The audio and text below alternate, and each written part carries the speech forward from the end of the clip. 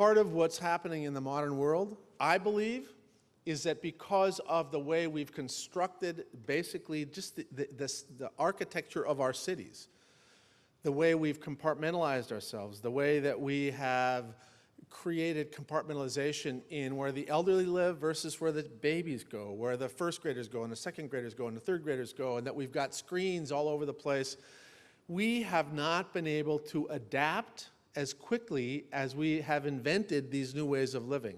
And I believe that we have to think this through. We have to think about this. We have to develop, we don't have to throw out the screens. We have to just develop better screen hygiene. It might be just as important to teach people about, how to manage screens in school as it is to teach them math. It might be as important to teach them how to share or to make eye contact as it is to teach them, the provincial capitals.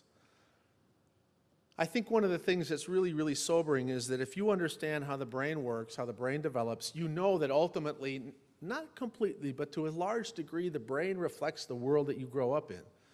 And if the world is relationally impoverished, if people are not really talking with each other, if they're not present with each other, you will not get adequate stimulation of the parts of your brain involved in forming and maintaining healthy relationships, and you will be fundamentally self-absorbed. And you get to the point where you're 20 years old and 30 years old and 40 years old, and I can tell you the people who are older in this room feel what I'm talking about.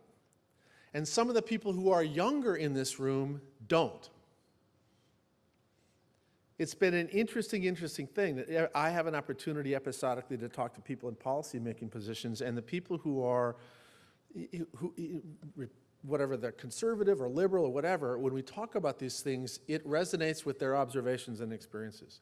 When I talk with the 27-year-old, city councilman or county commissioner, they're literally waiting for their next appointment in 7 minutes. We've become so focused on this frenzied, disconnected style of life that I think that we are essentially making ourselves much more vulnerable to the inevitable stressors and adversities of life.